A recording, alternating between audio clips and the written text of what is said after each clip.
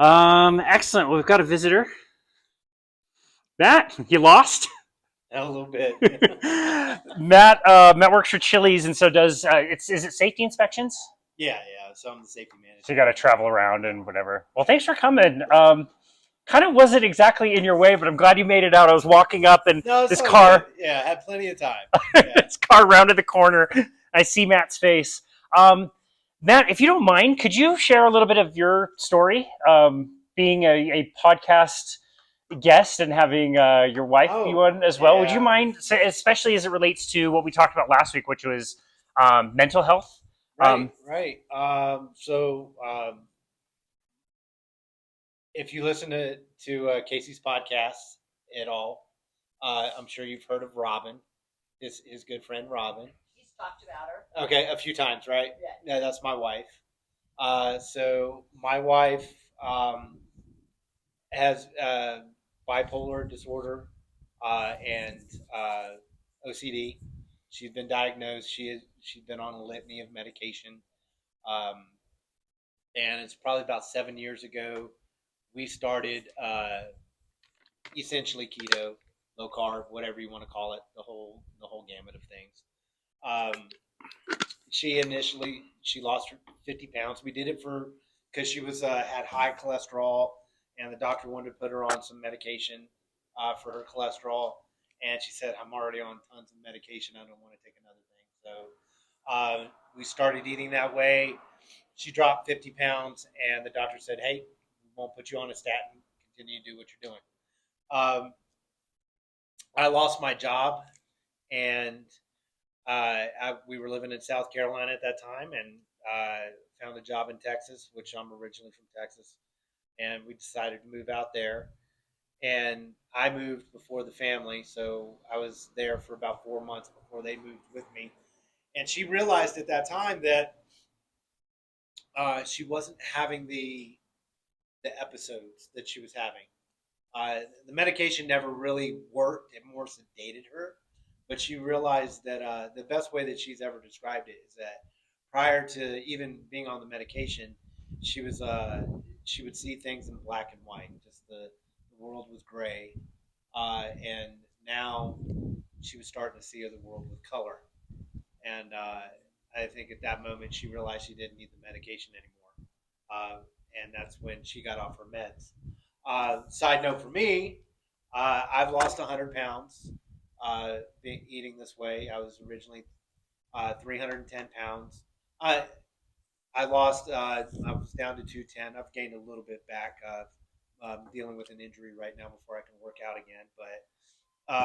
But essentially, uh, it's funny that you said motivation. $50 is a motivator to keep you off sugar. One of the things that I've learned from my journey is that motivation goes away. It wanes. What motivates you today is not going to motivate you tomorrow all the time. And it was always about. I think anybody that is has a weight issue or a mental health issue or anything along that lines, we don't need motivation because we're already motivated to change our lives. We're already motivated to lose that weight.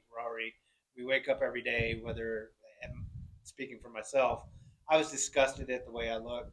I was unhappy. I wasn't being the role model for my children, being a good father, a good husband, being the way I was, being lazy and overweight. Um, so I always had that motivation to change. It was taking that motivation and turning it into dedication and consistency. Consistently waking up in the morning and dedicating myself to eating right and working out all the time. So that's a little bit about my backstory. Thanks, man. Yeah, no I really worries. appreciate that. If you ever remember me talking about, you and I have talked a lot about NSNG, no sugar, no grain. That's who he heard Vinnie Tortorich at the very beginning and heard of no sugar, no grain, and that's what originally motivated you. Right. Like, well, okay, I can eat anything that's not sugar and grain. The simplicity of it, I love. It's just so easy. Eat everything else. It's fine. So now I've asked you this. I've asked you this on record. I've asked Robin also, but asking you this. So you now are in a very unique situation where you can do whatever you like. It's your life, your diet, whatever. You choose to eat whatever. You're traveling, nobody knows. You could be eating whatever. Chili's nachos. Yeah, what's the best appetizer at Chili's? So right now it's the triple dipper. Okay. That thing's it's crazy. Okay. Hey, our mozzarella sticks are I remember those being really good. Yeah. Okay. So, but I'm a chip fiend, so I'll if I got chips in front of me, they're gone. I'm going to town. They're gone. I remember Chili's chips being really good. I remember when the first one opened in Utah and going there and just the bottomless. Oh my goodness, chips, so good. I'll go to town on that. So you can do whatever you like, have as many triple dippers as you want, and whatever. You now have a situation where your wife has the top 10% of the top 1% level of cholesterol. This is like stratospheric level of cholesterol, according to 99% of cardiologists out there. I'm just about to interview a cardiologist. I'm not sure what his platform is. I know he talks about like lifestyle stuff, but I'm going to be asking him like what he would think about this situation. Right. And I don't know what his answer is going to be. I'm not familiar with his content, but like you are now living your life with your partner with cholesterol that is through the roof.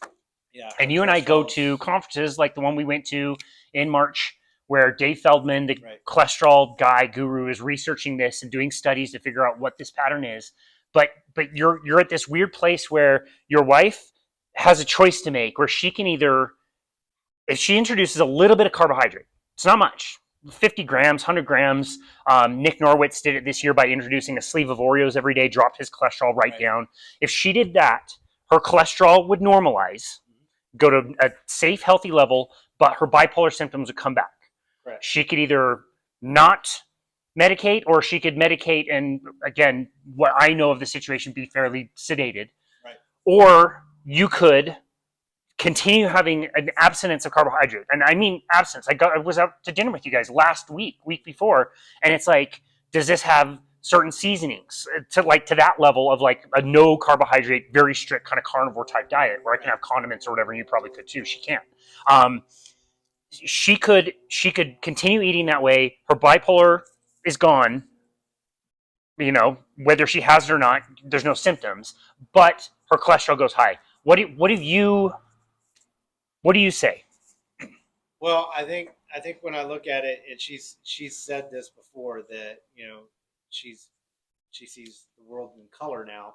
I think that's enough for me to make the decision that, hey, first of all, she can do whatever she wants. But I think I wouldn't trade one day of her now for her being sedated and being laid up in bed and just be in a constant depression. Now I know there's supposedly the risk of she could drop down having a heart attack tomorrow with her cholesterol being as high as it is, or that's what they say. Yeah. I wouldn't trade a day for it. She's just so much different. I love that. Yeah, I thought that was super powerful. I really appreciate you took that question in that direction. I think I've mentioned before that at some of these conferences, somebody like Dr. Baker will get up on stage and say, everybody in the audience, hundreds of people, maybe thousands, everybody raise your hand. Keep your hand raised if you're eating more meat now than you have recently. Pretty much everybody's hand stays up. Keep your hand up if you are eating less fruits and vegetables than you used to and don't think they're as healthy as you thought before. And this is not just carnivore people. This is like just in general low carb people. Most of the hands stay up. Keep your hand raised if you feel better now than you have in the recent past. Pretty much all the hands stay up. And then he'll ask a question like, if I told you that we were wrong about all of this stuff and you were going to die tomorrow of a heart attack, would you change the way you ate today?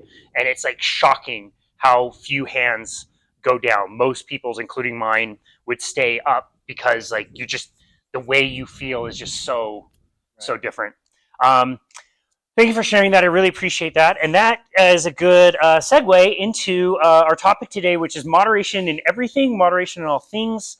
Are you a moderator or are you an abstainer? I put this quote on here that's attributed to Buddha, which is hilarious because as I was searching the quote and the origin of the quote, there's like 10 different origins, including the Buddha, which I'm pretty sure Buddha didn't say, moderation in all things, including moderation. So I thought that was super funny. I have a little meme that says, the trouble with quotes on the internet is that they're impossible to verify. Abraham Lincoln. And then it's also a picture of Ben Franklin that nobody notices is not even Abraham Lincoln.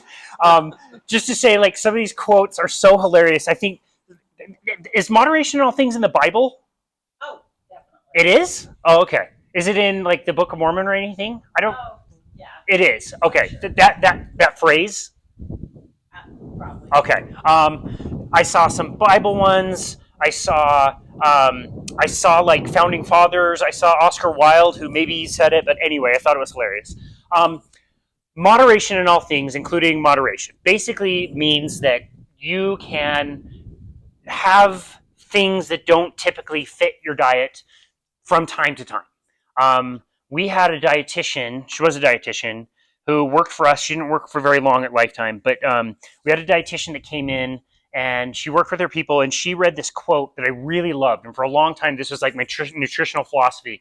And it was all about nutrition is about balance. It's about, some days you overeat, some days you undereat. It's about sharing food with your family and culture and all these things. And don't feel bad and be hard on yourself if you have a dessert one day and things like that. And it was a really beautiful quote, and I loved it. And I promote that with my people. When I got certified as a nutrition coach, that's the kind of thing that we would teach people. Is we teach you different servings of all of the food groups to have. So it would be like, how many palm-sized servings of a starch can you have? How many fist-sized servings of fruits or vegetables can you have? How many palm-size kind of protein can you have? And how many thumbs of fat can you have? And different people, different body types would have different goals, but it would all be based around that. It's like, okay, every meal that you get, you can have 2 of these, 1.5 of these,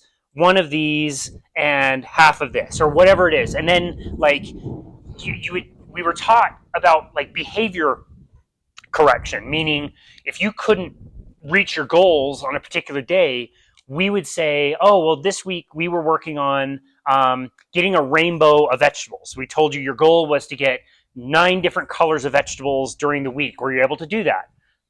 No, you weren't. Or it would be maybe like have protein with every meal. Oh, I didn't have protein on Tuesday for my morning meal. Oh, well, we need to work on that now. And it was just this endless like carousel. It was great for business because you would just keep somebody on forever on nutrition coaching, but you're only correcting their behaviors. And it was just, you wouldn't really get anywhere with people if they weren't writing in their food journals about their emotions when they were eating. And I just had such a hard time with a lot of people trying to moderate things or balance things or include foods from all different types of food groups. For me personally, when I went on a carnivore diet, it was April of 2019. I wanted to try it because I thought it sounded interesting and kind of easy, and I already was eating low carbohydrate, ketogenic, a lot of meat already. I just wanted to see if I wouldn't die if I eliminated the vegetables that I was having. As we talked about last week in the mental health course, I learned after about 2 weeks that my anxiety just went away. It was so much lower. My mental capacity to focus and problem solve and deal with issues was just so much better. I haven't been sick in 5.5 years. I haven't gotten athlete's foot in 5.5 years. I used to have a shoulder issue pretty much every season of hockey. I would do something and it would just kill for a few weeks. My stomach used to hurt with weird things. There's so many benefits that I've noticed eating this way, but the primary one is my brain just works a lot better when I stay abstinent. And it opened me up to this idea that maybe certain foods are addictive and maybe moderation doesn't work for everybody all the time. I found for me that I had to completely abstain from certain foods to be able to get past that kind of effect. And so this, for a lot of people, is a real bummer to learn if you are one of those people. On my carnivore journey, I decided one day on a Pioneer Day I wanted to have a pie. And I went to Sprouts and I bought a peach pie, 2021, I'll never forget. And I had a bite and it was delicious. Their pies are pretty good for a store-bought pie. Not as good as my mom's homemade, but they're pretty decent. I had a bite and I had a bite and I had a bite, which is about a slice worth. And I was like, that's pretty good. That hits the spot. So I had some more, probably about 2 slices. And then I'm like, okay, I should be probably good by now. And I just took another bite, and then I had another bite, and soon half of the thing is gone. And then it's to this point where it's like greater than half of it is gone. I don't want to save this. I've already eaten more than half. I'm not really that full. And I ate the entire pie, a whole freaking pie. And again, it was really good. That night, I could not sleep. I was so anxious about all of these problems. Like, Bethany's going to leave me. My house is going to burn down. The business is going to fail. The dogs are going to die. Like, all of this crazy stuff of like worrying about these weird things. I was sweating all night. Didn't sleep at all. Anxiety came back. And the next day, my cravings, like I would have gone that day to grab another pie. Like fast food, I'm driving, looking at like Wendy's and like Taco Bell, and like, oh, that sounds so good. Like, not even like good, like pretty crappy food was like sounding delicious. And again, that was one day that I learned for myself personally. I don't think I'm somebody who can moderate. I had to be more of an abstainer, and the punishment for thinking that I could moderate certain things was so high. It kept me kind of motivated there. I think what you said about willpower was really powerful. Like, you think that big people don't have any willpower. Like you said, they're lazy.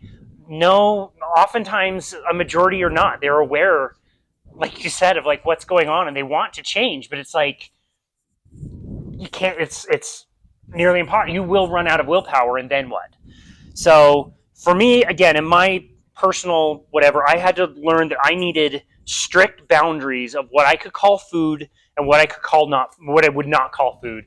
And as long as I do that, it's very easy for me to walk through the middle part of a grocery store and not get enticed by the things that I would get enticed by before. It takes time. It was probably a good few days after having that pie that the effect wore off, and I didn't want the fast food anymore. But it's possible. Like, I can go and smell Cinnabon, it doesn't entice me as much. You see delicious things, and it doesn't entice me as much. But that's kind of challenging. So that's what we're going to talk about today. And just know that like there are some people who go to parties on a weekend, they can do party drugs, and they show up to work on Monday, and they don't do more drugs through the week, and they might not even think about it for a month. I know people who can smoke like a cigarette weirdly, like once a week or something, and then it doesn't really entice them, and they can put it away, and it's fine. And I know people also who can have 3 bites of ice cream, and they're good, and they can set it down.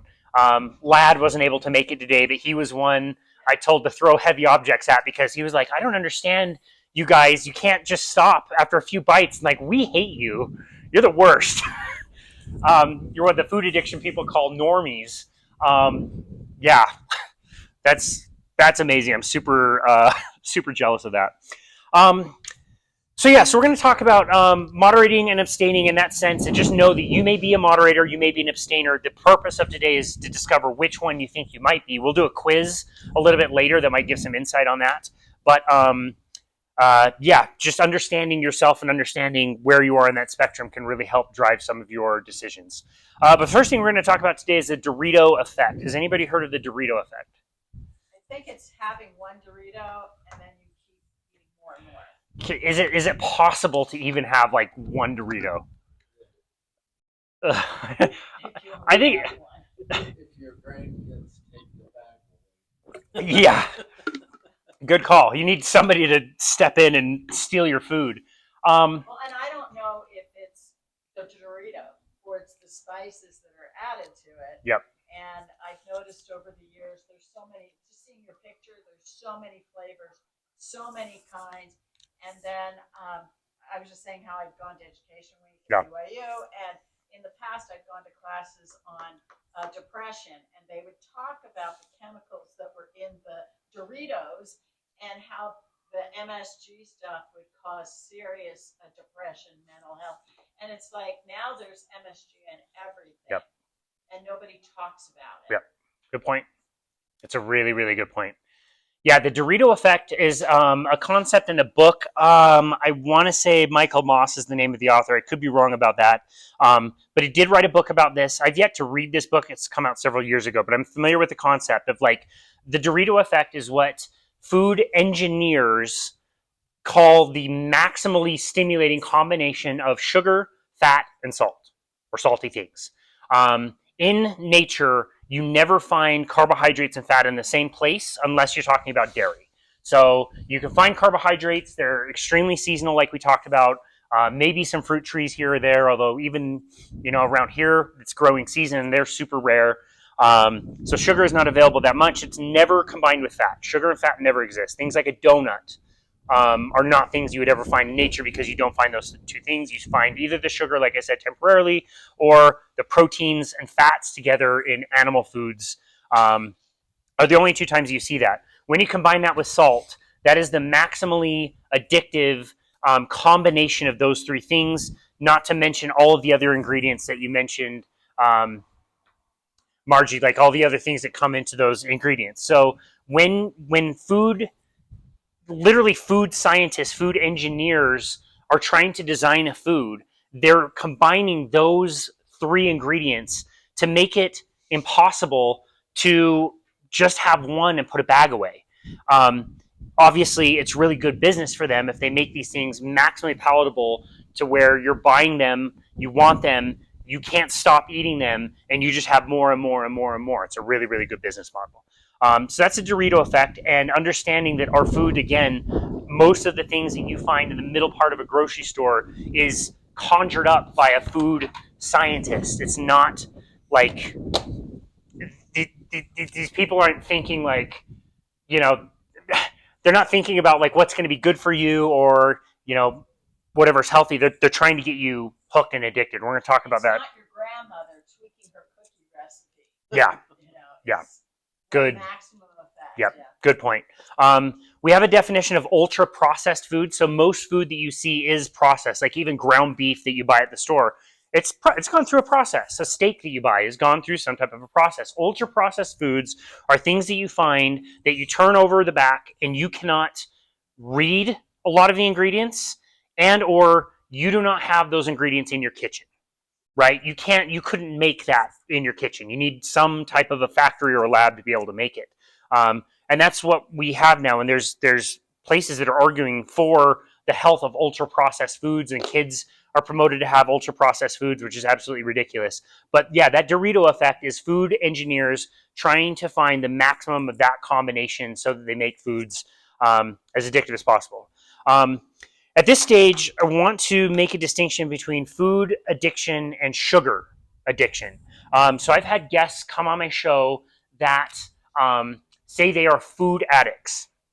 And even with quote unquote healthy foods, they cannot stop the act of eating whatever food. Like people that literally need to like measure out how much broccoli they have, or they need to weigh how much chicken they have, because even what they think is healthy food, they can overeat that and be very, very miserable.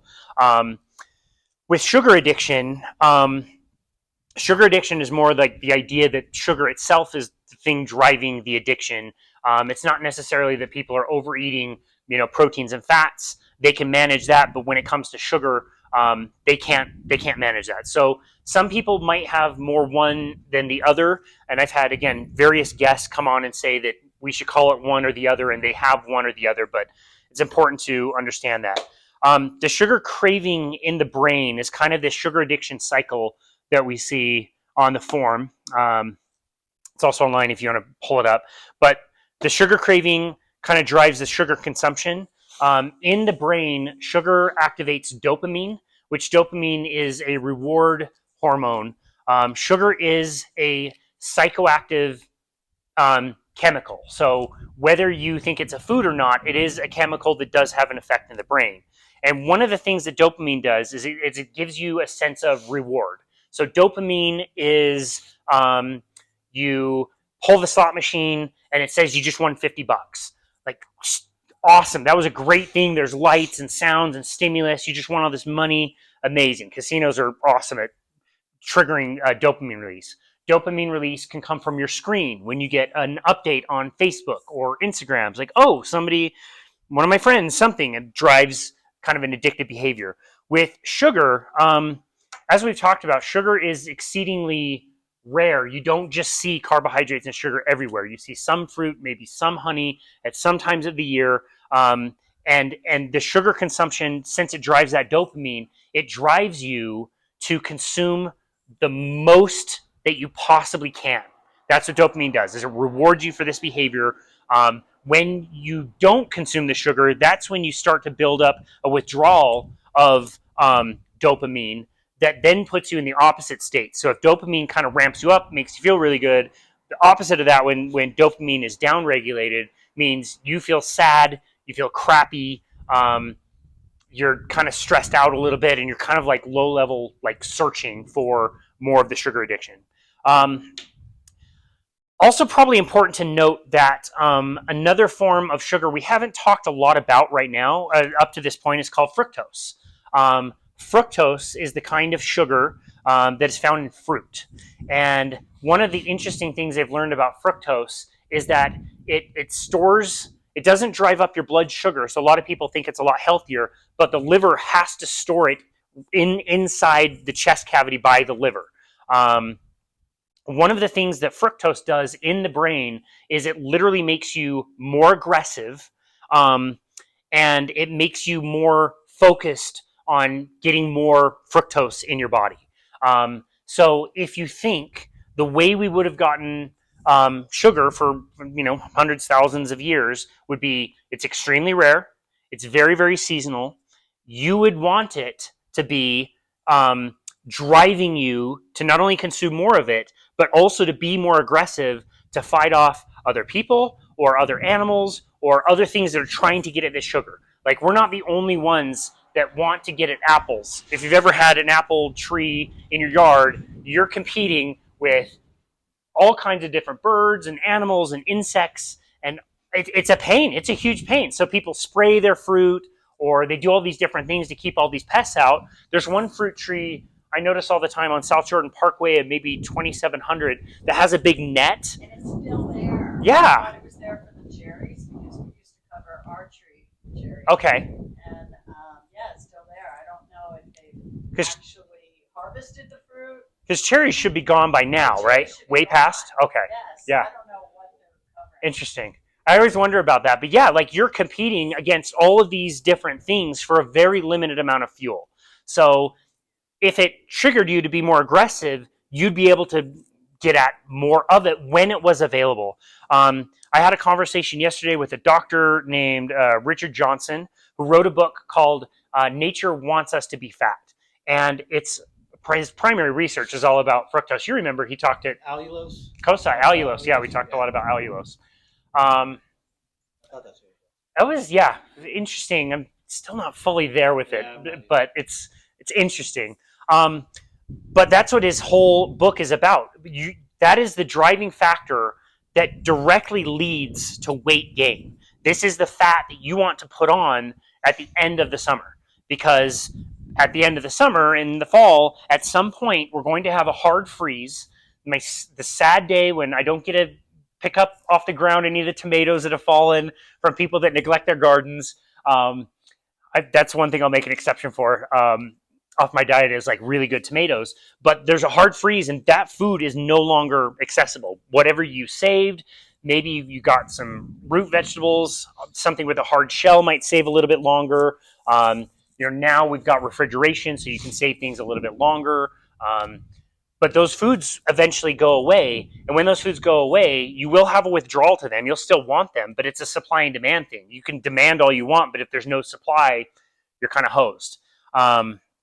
So at that point, the body needs another fuel source. It needs to run off something else that's not the carbohydrate that was driving that kind of aggressive need to get more and more and more of it. And that's when the body during a wintertime can shift over to burn up the fat that it did store for that entire purpose. That's the whole reason it's there. You have sugar, you have fructose, you have it temporarily, the supply goes away. So whatever demand there is, doesn't matter. And now your body can shift back into burning fat This is why bears consume things that they do before they hibernate. They add tons of weight, they don't eat anything for months, and they don't die because they put on fat and then they burn off the fat as they're hibernating. But then we artificially create these foods, so then we don't change our lifestyle during the winter, so then we gain fat. We have no winters. Yep. If you go back even 500 years, the amount of sugar that was believed to be consumed was so little. I mean, if like think about like living in England, like where are you going to find sugar? There's not, like maybe some apples, again, extremely seasonally. You've got no way to save them. You don't have sugar cane or sugar beets or a way to like refine sugar. There's no trade overseas at this point. So you don't have it. It's not available for you. Maybe if you got some grains, but even then there was no choice but to have whole grains. So it just wasn't a thing. If the people that got sugar and got more of it loved it, but they were the uber wealthy that could afford it when it started to be more produced.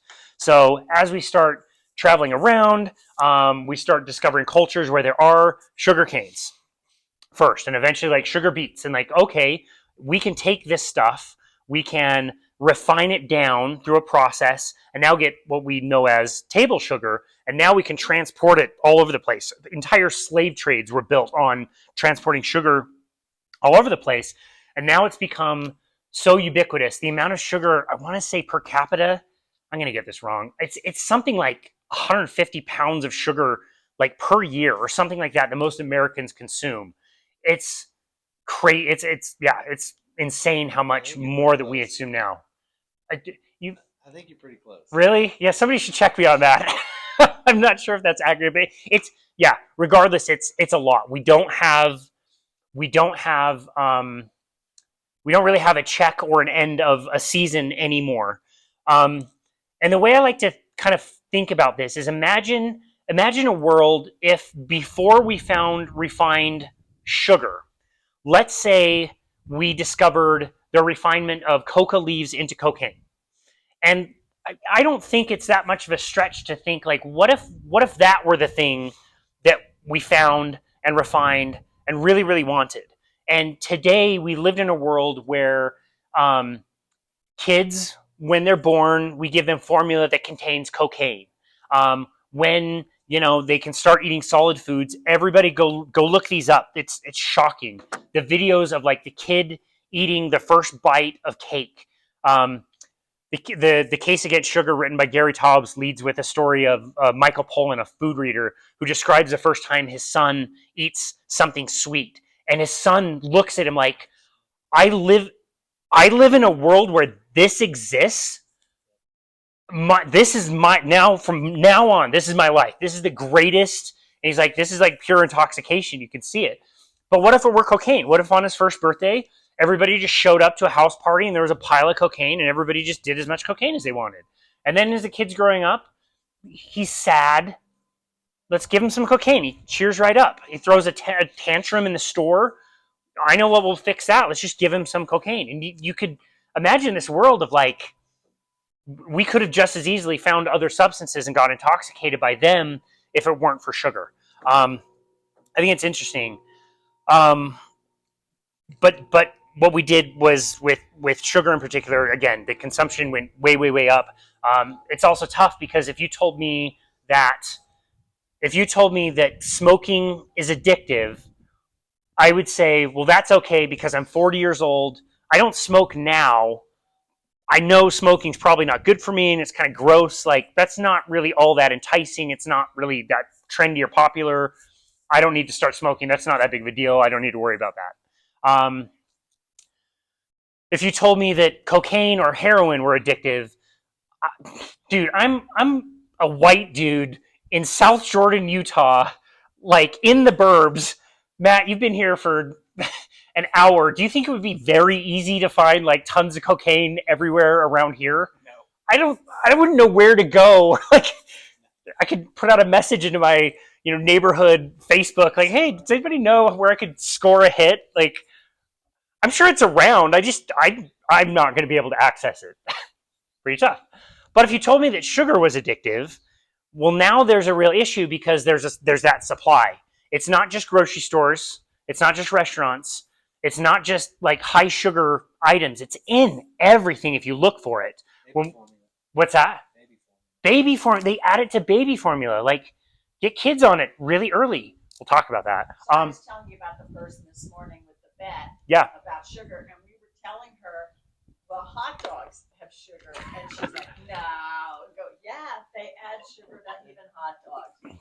So it's just in everything. And then the other thing was, to me, is we've just gotten so used to sugar, and our social thing is this is how we show love with people. We reward things. So if you suddenly tell people this is addictive, they're like, no. No, that's such a good point. It's so ubiquitous now. How many church activities are like centered around? That's the whole thing. I'm having to help with a dinner for women with about 250 women, and we were planning the menu, and I said, well, and it wasn't about sugar, but it was, what about people that don't eat these foods? Yeah. You know, can we do that? And they go, it's too much trouble. They just need to bring their own dinner. You know, if they can't eat the flour or the bread, the battered thing. And No, I get it. It's right. It's hard. It's like I'm imagining the lengths that your sister's going to have to go through to have no sugar. Like, that's actually not that easy. I cooked up a package of bacon a few months ago and was like, 30 minutes later, like, why does my stomach hurt? That's so weird. Sugar. Yep, cured with sugar. Like, even bacon. Come on, you can't ruin bacon. Yeah, it's crazy. No, it's in everything. It is a psychoactive substance. It's a chemical. So it just means we need to be more active of looking through things and choosing different. That is one way to go about it. When we talked about sugar in the 3 things to avoid seminar that we did, we talked about like the 80 different names for sugar that are out there. You can look for them. You can find them. It's safe to assume, like you said, it's probably just in everything. You know, smaller amounts in fruit, maybe that's okay with you. And for me, we've talked about it. Fruit makes me really hungry and makes my cravings go up for stuff that's not fruit. So it's kind of a slippery slope thing for me. I don't think it's bad, but for me, it makes me want candy bars. So I just avoid the fruit. Is that kind of what you do? Well, yeah. I mean, I was thinking back to what you used the analogy of smoking, and how addictive it is. And I don't know if everybody knows this or not, but it may be common knowledge. I just found it out the other day, and I thought it was really eye-opening that in the 1980s, Philip Morris and Did you listen to that podcast? and another tobacco company bought Kraft, Nabisco, and Post. Yep. They bought the food industry. I heard that. We're talking all about that today. I know, it was good, wasn't it? Oh my gosh! Yeah. I didn't hear it in a podcast. It was something else. I heard it. Oh, you didn't? You didn't hear it in a podcast? No, it was Morgan Freeman narrating. Oh, interesting. And so I was like, wow. Cool. So it kind of goes back to what you're saying. You know, nicotine's addictive. Well, how can I get we're talking about smoking today for sure. Yeah, so I'm sorry. Go ahead. This last week, a podcast episode came out. It's one that is generally largely political. So, like, I sent it to one person, and they were like, "That was what he said about vaccines and all this stuff." I was like, "Okay, I shouldn't have sent that to you." So, like, if you listen to this podcast, just know it's Tucker Carlson. Yeah. I heard something this morning about that. Okay, yeah, this blew these two people up. I was listening to Kennedy. Oh, okay. And it was Yeah. He talked a lot about this he stuff. was talking about that. Yeah. And he was kind of saying, working together with this other side because I want to save the children. Yeah. And stuff with vaccines is so controversial. Yep. But it's like nobody will listen. Yep. To somebody who makes sense. They on the podcast, the two guests, which I'll tell you about in a second, the two guests were talking about how 1 day olds are given 2 different like shots immediately when they're born, and one of them is hepatitis B. And the dude's like, you can only get hepatitis B 2 ways: with dirty needles, drugs, or sex. And my 1 day old, I don't think is on heroin just yet, and I don't think is sexually active just yet. Why do we have to give this vaccine. And that's really all they said. And Tucker Carlson was like, you just demonetized this podcast. Like, I YouTube will not air this anymore. And like, I can't advertise this anymore just because you said that. And they're like, we don't even know why we can't question it. But anyway, the podcast was with a brother and sister. The sister just wrote a book called Good Energy. She was a surgeon from Stanford, and she quit at age 30 because she was like, why am I doing this? I'm just operating on people they're very sick and they keep getting sicker. Her brother decided to go into politics, and he was a lobbyist for the food industry. So he's a big reason why, like 10 years ago, there was a push to get Coke and soft drinks removed from food stamps so that you couldn't buy food stamps. And they conjured up a kind of a racial campaign to make sure that Coke could be given to people with food stamps. And that's why soda water, diabetes water, soda is still the number one thing that is purchased with food stamps. It was because of him. He did the lobbying. So he's now kind of been a whistleblower. And she is now writing a book about metabolic health and works a lot with continuous glucose monitors. I've seen him. Yeah, he's somebody I followed for probably the last year or so, but this obviously huge podcast, an audience that maybe didn't know much about health is like, wait, what? What are you talking about? So is that on there about the cigarettes? Yes. Okay. Yes. So let's talk about cigarettes. We have smoked tobacco for a really long time. I don't, but people. See, you're too young to remember when they had smoked. Yes, this is exactly what we're talking about. Yes. I remember being on the airplanes. And you're in Yep. Utah. Yep, Yeah, exactly. I remember being on airplanes, and I flew with my dad one time, and they had to take a number, like if the smokers outnumbered the non-smokers, that's how many seats, or that's how big the smoking. Ah, section wow, would be. interesting. So if more smokers, They would move Wow. the curtain. And that's things funny. like that. Wow, that was a big problem in 9/11 when people were up in the air over the Atlantic Sea and they had to land in Canada, but they couldn't get off the planes. They had to like be processed through security. A lot of these people were smokers and were like bracing themselves for a 6-hour trip that ended up being like a 36-hour on this plane. So they had to deliver, in some cases, like cigarettes and patches and gum to people like in the back trying to get a quick fix in Canada. Kind of funny. Okay, so let's talk about smoking. People have smoked tobacco for a very long time. The problem is when you smoke tobacco, it's either way too alkaline or it's way too acidic. I can't remember which. I think it's too alkaline. So you can't inhale deeply into the lungs. The reason why cigarette smoking could potentially be so bad is because you're able to take the smoke deep into your lungs, and that's where you deliver the nicotine, which is one of, if not the most addictive substances on the planet. The only reason that you can do that is because they learned around the 1900s that you needed to soak tobacco in sugar water. Molasses, refined sugar, whatever sugar you could find, you soak the leaves. They do this to this day. You soak the leaves in sugar, which changes the pH and allows you to draw the smoke deep into your lungs where you become addicted to nicotine. And when they did that, and then they also invented the roll press, which was able to make cigarettes be somewhat what they look like now, then they could start this whole industry, and obviously we know the big players in that industry made tons and tons and tons of money.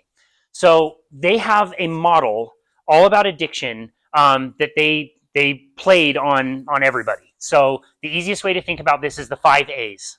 So this is the cigarette addicting model, 5 A's. The first one is, I'll see if I can remember these right, added chemicals. So by having a lot of different chemicals that are addictive, that affect the dopamine in a cigarette, again, it could be sugar, it could be the nicotine, other substances they put in there, you have to hide them and you can't tell people that they're in there.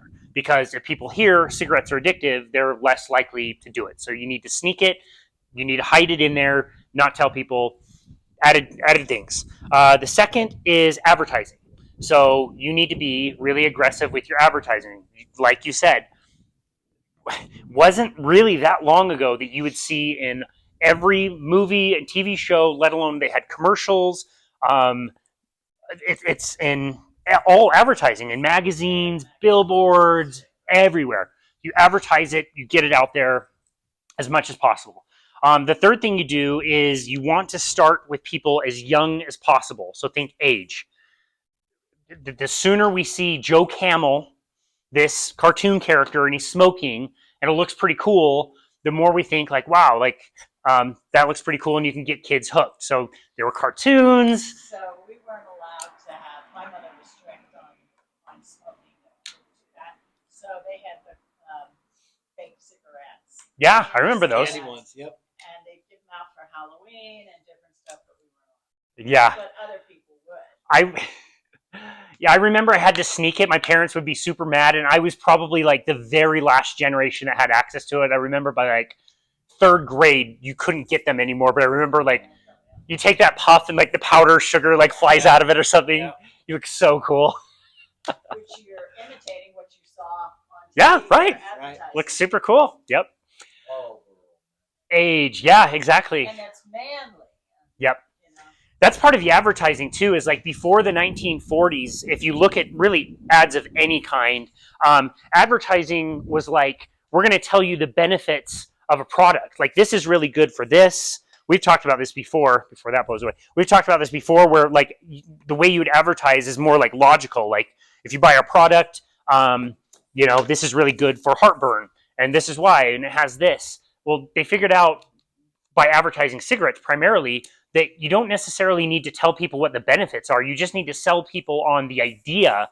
So it's not like, oh, smoking's great for this. It's like, no, it's this smoking hot woman who's powerful and she's in a dress and getting it done in the workplace or whatever. And it's like, oh, this is independence. This is looking cool. This is whatever. And so it's way less about like if you any drug commercial, like do the drug commercials show anything other than the lovely walk down the park and everything's beautiful and saying hi to all the neighbors or like the bike ride?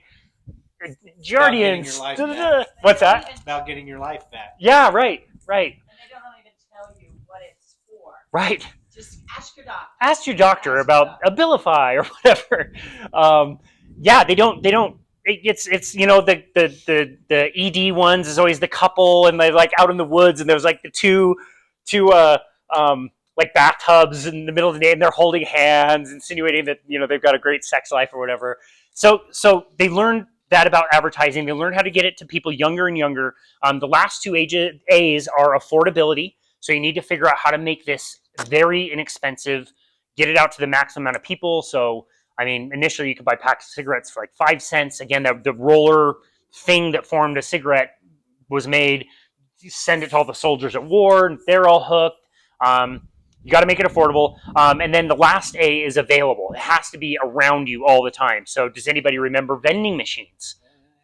Cigarette machines. There were cigarette vending machines. Yeah. They were in hospitals. Yep.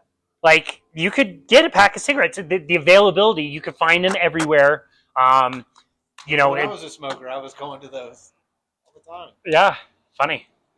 So what happens? This is, again, we've talked about epidemiology before, where you look at a large population and you see if you can make some correlations. You look at a lot of these people smoking, and it sure looks like a lot of them are getting really sick. A lot of them have lung cancer. A lot of them have heart disease. It's associating with all these different things. But as we've talked about, like, what really weak epidemiology looks like in a study that says red meat is bad, they're not even getting to a statistical significance level to be able to say that. It would be like the thing they said red meat was bad was like 1.15 times more likely that red meat will kill you of a very specific cancer or something like that. Like, that's not enough of a difference. For statistics, you need that to be 2. With smoking, it was like 30. It was so great that it was like they didn't have to do like a randomized controlled trial where we isolated 2 groups of people. These guys smoked, these guys didn't. Everything else was the same. What happened over the course of 20 years, 30 years, 40 years? We didn't have to do that because the evidence was so strong just looking at like, well, clearly all of these people dying of lung cancer, they're smoking. It's probably that. So obviously the companies push back, the government gets involved, they put the labels on the cigarettes, and then over time taxes go up and warnings and blah, blah, blah, and now there's restrictions on advertising. You can't advertise this stuff. So in the 1980s, like you said, cigarette companies, with all this money, with now an industry that's going to tank, what do you want to invest in? And some of the very biggest business acquisitions at the time were Philip Morris and J.R. Reynolds. Is that the name of the other one? J.R. Reynolds. Purchase Kraft and Nabisco and all these food companies. And guess what they start to do? They have the model. They have the addiction model. Just run the play. You already know what to do. Just do it. So we go back through the 5 A's. Added ingredients, added addictive ingredients. Why is there sugar in bacon? Like, that shouldn't make sense. Sugar isn't everything. It's got 80 different names. I think a lot of people understand that sugar is bad for you, but still, like, the dietary guidelines recommend 10% of your calories from sugar. It's recommended to give it to kids. Like, it's part of the recommendations. And so not only that, but the companies know how to hide it. They know how to, rather than you look at a label and the first ingredient say sugar, they can have 7 different ingredients that are all sugar, but they can bury it. So they can say first ingredient water, second ingredient protein, da-da-da-da, then sugar, but then say fructose, and then high fructose corn syrup. And then these are the easy ones. The more complicated ones are very chemically sounding, but like molasses. All of those add up. It's all just sugar, but you're diluting it down so you don't necessarily see it on a food label. What's that? Dextrose is one. That's where you're getting it in your bacon. Yep. One of the people that we follow just made a movie called Dirty Keto that's all about keto products. Right. And he brought up the thing that, like, there's a threshold to say that something is zero sugar. It doesn't mean that there's zero sugar. It means that it's below a certain threshold per serving of sugar. So you could have 2 servings of something that says keto and think you're doing great on your keto diet, but have way more sugar accumulated that would absolutely kick you out of ketosis. And so these keto products, are they... Just have a Snickers bar. You might as well with some of them. Right. Yeah, you might as well with some of them. So you're adding ingredients. And Margie, again, I really like what you said about it's not just the sugar, but it's all the chemicals, the food dyes we hear about. Like, there's all these things that go into it that literally can affect our brain and get us addicted. Availability, advertising. Come on, like, have you watched a kids show and the advertising that they do to kids? They try to limit this by law, but like you can hardly tell, especially as a kid. I remember this, where a cartoon ended and an advertisement started. What are all the boxes of cereal? It's Tony the Tiger and Toucan Sam and all these beloved characters. They could just as well be the characters in the show that I'm watching. And now you have the reverse thing happening where, like, if you walk through the store, you'll see a lot of, originally they were cartoons, now they're food things. Like SpongeBob, how many food products at the grocery store is it SpongeBob SquarePants, where it was like, I watched that in college when I was like 18, and it was a show, now it's a food, and now I'm associating those things with like happy memories and whatever. So the advertising is completely different. And what I've noticed too lately is they've taken those sugary treats and now they've turned them into meals. Yeah. So you have Fruit Loops. I don't know if that's the one I'm thinking of, but there was like a breakfast bar.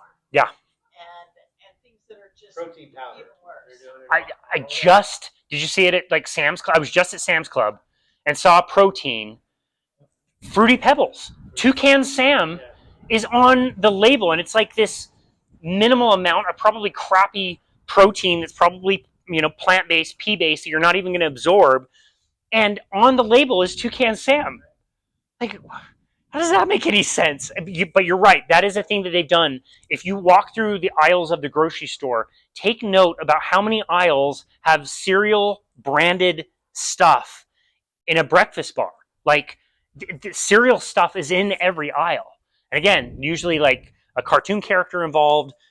That's where the advertising comes in. Again, all the commercials that kids see when they're watching these shows, there's the advertising. Age. They put sugar in baby formula. Again, you see The kids on the videos, pull up any video of kid has cake for the first time, like their eyes like light up, like what? Like it's amazing. I remember the first time I really, really, really got in trouble with my parents. I stole money out of their underwear drawer. They had like a few $20 bills socked away. I stole money from them to take to the gas station to buy candy. And I just hid all this candy, and it was like the greatest thing ever. I felt like so edgy for stealing money. And then all this like I had all this like Halloween candy that I never got to have. It was like amazing. They start really, really young to get you addicted onto the kids. Availability, probably don't need to say much more than that. Refined sugar is not just at grocery stores. It's not just in packaged food. It's not just at the restaurant. It's at the hardware store. It's at the gas station. It's at the corner where the kid is selling lemonade. Like, it's everywhere. And affordability. Sugar is extremely, extremely cheap. Another thing that this was kind of more the trigger of why food companies got involved, or I'm sorry, cigarette companies got involved, and the timing of it was not just that the cigarette companies were going to be tanking, but also we invented, let me back up. We used to grow a ton of wheat in this country. We don't grow as much as we used to. I think it was through the 1950s or 60s, we started selling our wheat to Russia, and then we started worrying about like food shortages. I could have the dates wrong on that. It might be a little bit later, but at some point we started to sell off all of our wheat to Russia. Didn't have as much in this country. We were worried, maybe around the Nixon time actually. We were worried about growing food, and so what we did was we started growing tons of corn, which you start growing tons of corn, prices are going to go down. So now you've got all these farmers that can't sell the corn that they're getting for market value. So that's not really good. Big major companies came in and bought up all the small farms and made these massive farms, but they needed to do something about the price of corn. And eventually the government, to this day, subsidizes the price of corn to say, like, look, if you have 50 cents worth of corn, we'll give you 75 cents to make up the difference because this needs to sell for $1.25. One of the greatest things we ever did as far as food production was discover how to make high fructose corn syrup. Very inexpensive corn product that replaces even sugar, which is cheap, with something that's even cheaper, and put it in soft drinks, among other places. It's another thing that's in everything. Healthier sugar. Yep. Again, fructose doesn't get to it doesn't affect the blood and insulin the way that glucose or blood sugar does. It stores in fat cells. It's called ectopic fat or visceral fat right by the liver. This is why we're having a catastrophic, severe rise of kids with liver disease that we only used to see in alcoholics. Now kids are developing this disease at like alarmingly young ages, like really sick livers. And it's like, are these kids binge drinking at 9? Like, what's going on?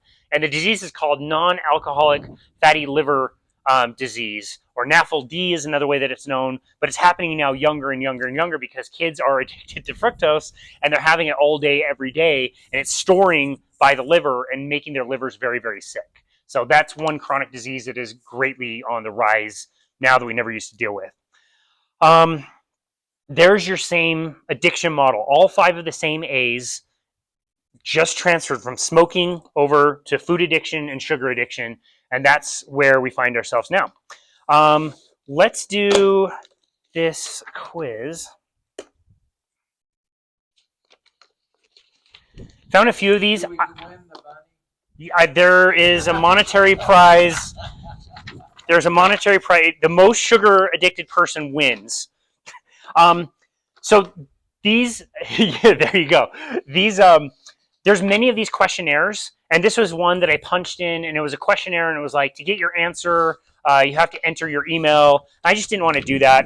So I don't even know how many you have to score to say that you're an addict or not, but it's just more of an exercise of like thinking about where you think you might be, and thinking that if you say yes to some of these things, what does it say? Yeah, it doesn't tell you like how, it doesn't tell you like what you have to score, but it is a tool, and just be thinking about this. This was developed by Bitten Johnson and David Wolf. Both of them Bitten Johnson is a reference on the resource section. Interviewed her last year. I interviewed David this year, but the one that I tagged was David's mom, Judy. She is a self-professed food addiction. So she's one that like literally she has to weigh out her meals, even the healthy foods that she eats. And she says every time after she eats anything, even non-addictive food, she feels sad. Like that's for her food addiction. It's not just sugar addiction. But this has come up with her son David and Bitten Johnson, who is a world-renowned sugar addiction specialist. So again, yes or no to all of these 6 different questions. In the past year, have you ever eaten more sugar and food than you intended, or spent more time eating sugar and food than you intended? So past year for me would be no, but the last time I did, it was that pie, so I would have to answer your yes to that one. That question is called unplanned use. Oh, I see. The screening is called uncope, and it's an acronym. So that was unplanned use was the question for the U. The N is neglected. Have you ever neglected any of your usual daily responsibilities due to overeating and or using sugar or food?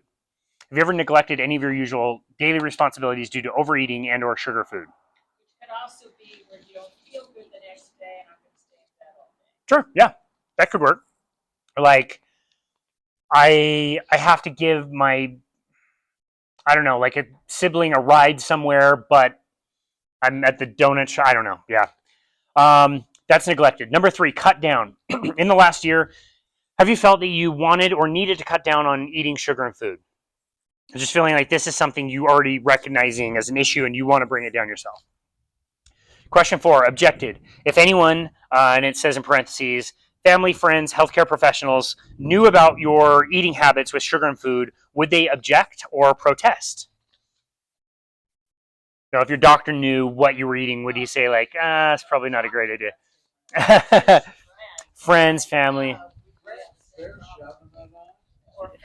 Well, that's the funny thing is this question almost goes the other way of like, if most of my friends or family knew that all I ate was steak and butter all the time, they'd probably object the opposite way. Yet if I told them I just eat a bunch of sugar, they'd be like, yeah, that's fine. So maybe that question goes the other way.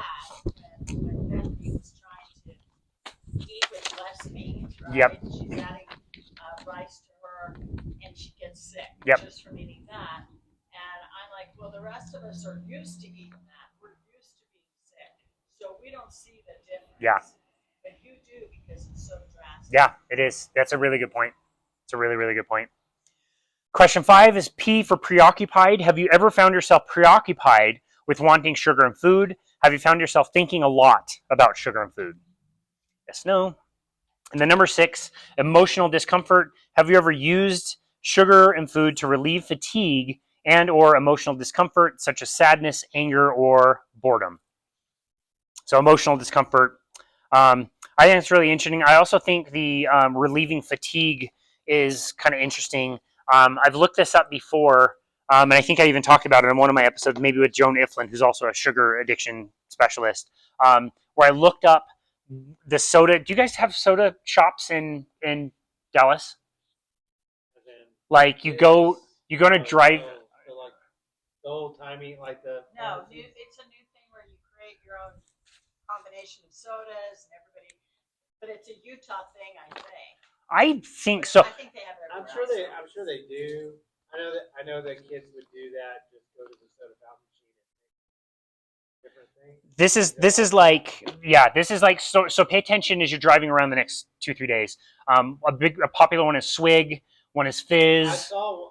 Okay, Swig. you do not have those down there? Okay, so that's a drive-through where you order a soda, whatever size, and then you choose whatever additives, the pumps for different flavors. So you might want a Coke, then like cherry or caramel or whatever flavoring, and along with that, they sell sugar cookies essentially. So And so, donut, not donut, but bread. okay, What are they? not like donut holes, like she said. No, it's A cake pop? no. Huh? Cake bite? Dang. What is because there's one right by our house, and they have those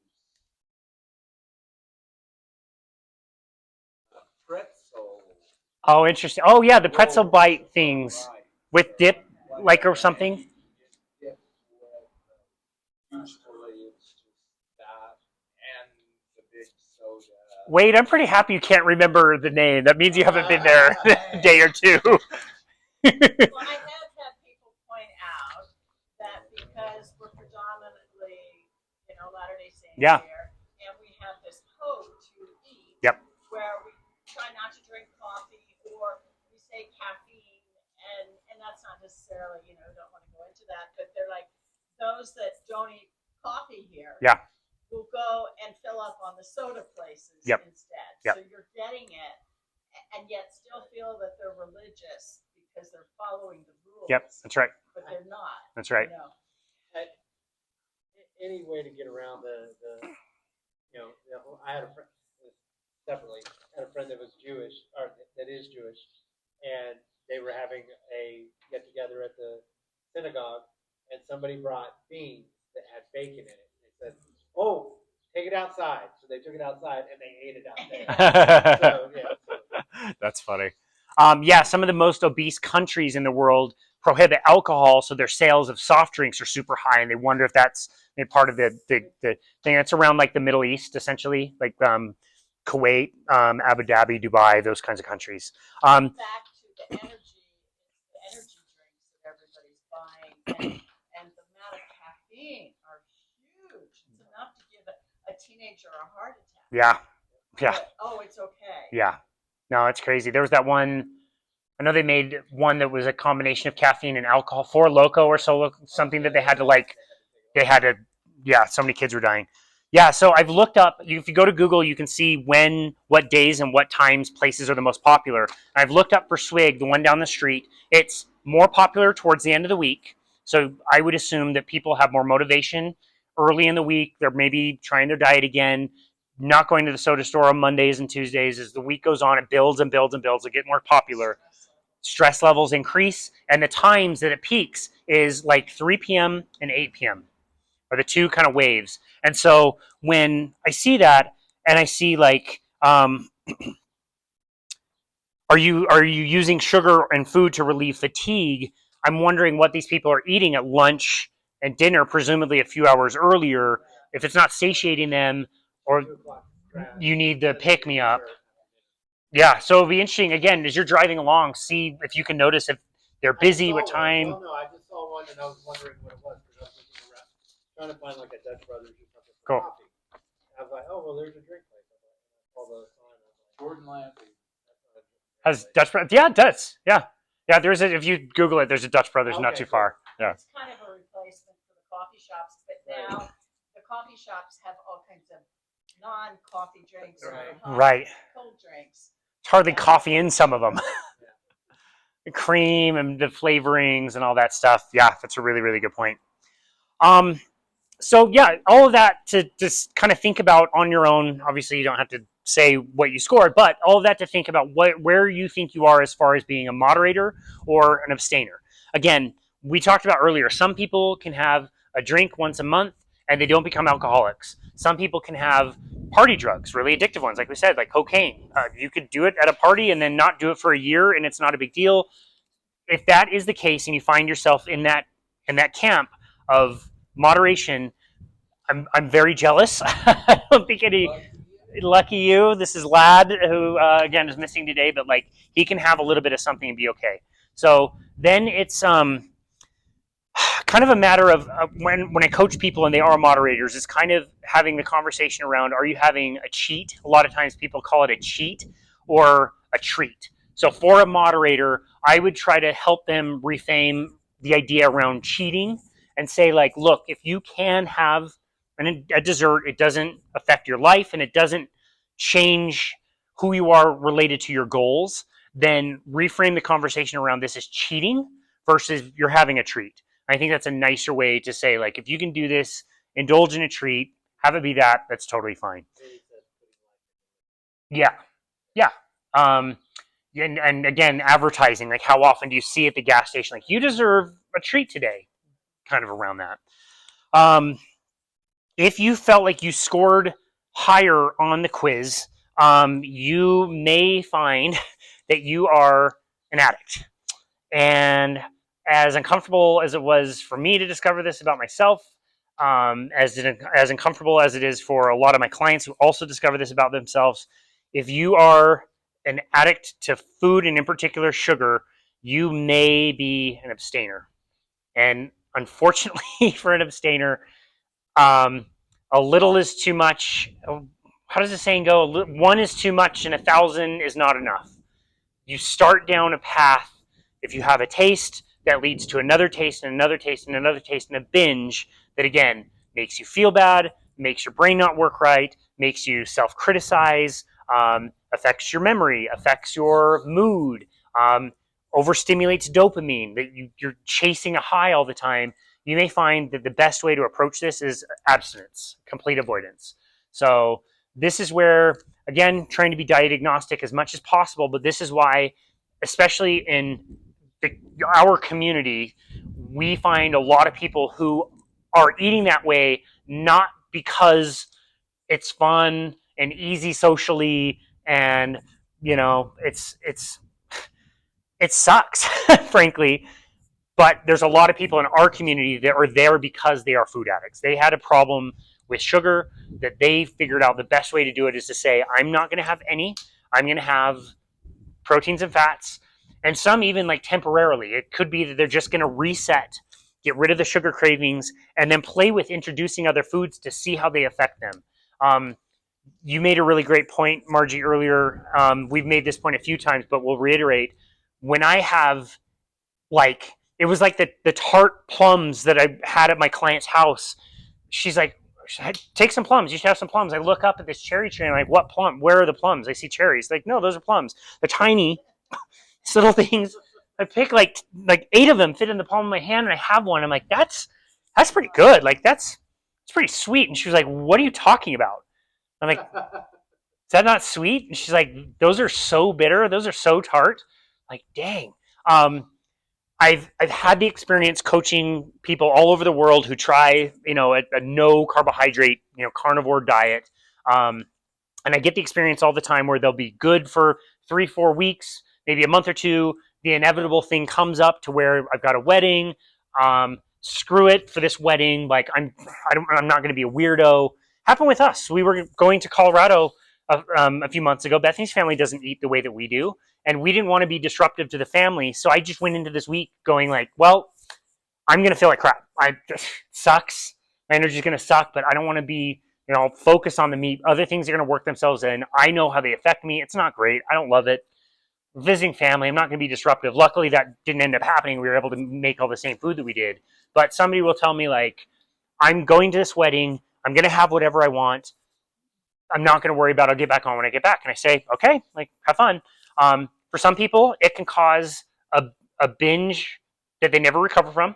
I've got one client in particular, was really good, was flying, was doing fasting. Hate this. And he went on a vacation to Europe and he never recovered. Never, from one stupid vacation, eating whatever, gained a bunch of the weight and now is dealing with some pretty serious health issues.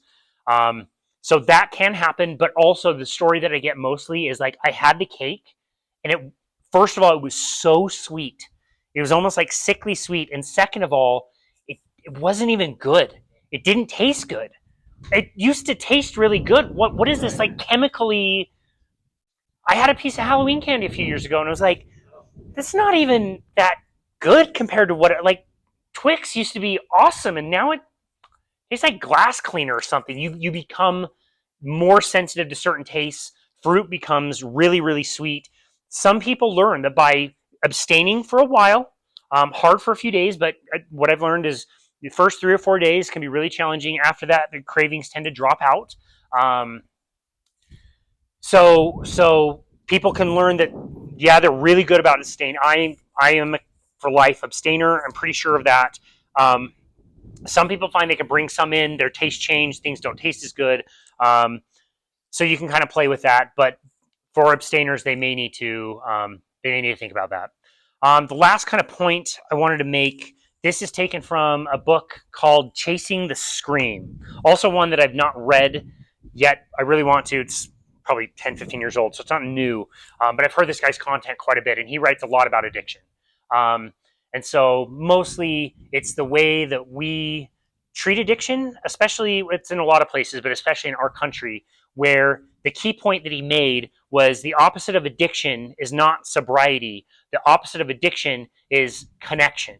So, you know, the study that they did with the rats where they offer to feed rats sugar water or cocaine water, and most of the rats end up choosing one of the two and they get addicted to it. One guy found, he was like sitting around thinking about it, and he's like, well, this study is just done with rats that don't really have anything to do. They're isolated, they're in a cage, there's nothing for these rats to do. Let's repeat this study with either the sugar water or the cocaine water or normal water, but let's make, he called it Rat Park, this like amazing place for rats. It was like Disneyland for rats, essentially, like stuff to do, other rats they could socialize with, and exercise, and all kinds of wheels and stuff that they could play on. And they found that sure enough, if they changed the environment, the rats would choose the regular water over the drug water because they wanted to be there and be present for their lives. All of that to say, in this guy's opinion, we might be doing a disservice if somebody is a drug addict to throw them in an isolated cell to sit alone for several years, and then they get out and they can't, it's on the record forever, they can't easily like find a job or whatever. So again, controversial, maybe a little political, but that's just what this guy has found. He writes about places like Portugal and Switzerland who have had their overdose deaths drop by having like literal drug centers. Again, little out there whether you agree with it or not, but you can go in Switzerland to a building where they will inject you with heroin. And it's a clean place with clean needles, and it's nurses and medical professionals, and they're there, and you can stay for as long as you want. And they find that people don't tend to be there very long. Like they go for this hit, but then over time they don't want to go, and they get jobs and work and find connection, and they don't stay there. This place is available for free for them to inject drugs. Again, it's a little bit out there. They also found this in Portugal. So 2004, I believe, Portugal was having a terrible problem with drug overdoses. The prime minister, whoever president, set up a committee and said, we got to fix this. What do we do? They go out and study the problem, come back several months later and said, decriminalize. And the guy's like, what? And he's like, yeah, you got to decriminalize. Stop making this a crime. Let's stop drug enforcement. Don't spend $1 on what we would call like DARE programs, which were horribly unsuccessful. Let's take all that money that we were doing this like war on drugs and putting people away. Let's shift that away from that to subsidizing jobs for drug addicts. So rather than prosecute drug addicts, they would say, like, you're a car mechanic. The government will pay half of your wage for you to go work as a car mechanic. We'll pay half for a year. You've got a year. The shop takes less of a risk on you. They only pay half. The government pays the other half. And they're found that their addictions went way, way down as well because these people found a reason for living, a reason for life. So again, probably a little political, but it's an interesting thought. And all that to say that if the opposite of addiction is connection, then there's ways to find connection out there. So a lot of these people that I've put as resources, all of them have all kinds of different resources, but all of them offer some type of group kind of class, therapy, call, whatever, with other people with addiction. And it can help tremendously to make people feel like they're not alone. You have people that feel the same way, that they feel cheated, that they go to parties and everybody seems to have all the sugar and fun stuff, and I can't, and this sucks. I'm doing this stupid diet. You find that there's other people that are living like you. As you go to some of the conferences you go to, like, you know, we go out to restaurants and it's like, how many times did we turn away mashed potatoes at the Brazilian place? Like, it was so funny. We're like, no, we don't eat that. Like, if you can save that, we don't want it. And it was like, no, are you sure? And then like the next guy would come around. It happened like 4 or 5 times. I mean, every time you turn around, they're dropping off the plate. It sucks. Like, it's kind of awkward to like live in this way that you're doing this weird thing that people don't do and feels isolating. But you go to the conferences, and you find this whole group of people who, oh, this is actually cool. Like, you guys all are going to order the same thing. You are going to just have like burger patties, and it's like, oh, I'm not the only one out here. Have you? Do you notice that? At the conferences, absolutely. I mean, not so much in regular day life. In fact, when I go out to, so if I go to Chili's, Yeah. and I'm with my coworkers or with VPs or something like that, we're sitting down and we're ordering. I have to modify our meal or my meal to the extreme. So it's definitely in our community. When you're hanging out with them, it's obviously very accepting. Outside of that, they're kind of like, Yeah. I have had a few of them say, that looks really good. I should probably eat that way. Yeah. It's good. But they don't. But they don't. Yeah, it's just, yeah. It's hard. It's frustrating. It's difficult. It's not that easy. You go to a conference and realize you're in this room with 1,000 other people that are living this way. It's like, okay, we're all sorting this out. We're trying our best. We're all kind of doing this. There is a level of like support that comes from a community that's a big part of why I keep going to things like that. So again, if the opposite of addiction is connection, just know there's resources out there. There are people that can help. There are people that specialize in this, that have dealt with problems. So there's no reason to be alone or feeling like you're struggling or suffering. Most of these people that are listed, you can do free calls with them. You can join groups. You can go to their websites. They've got all kinds of resources. So just know that if you feel like you scored high on that addiction scale, that is a resource that's available. So just wanted to end on that. Thanks for coming.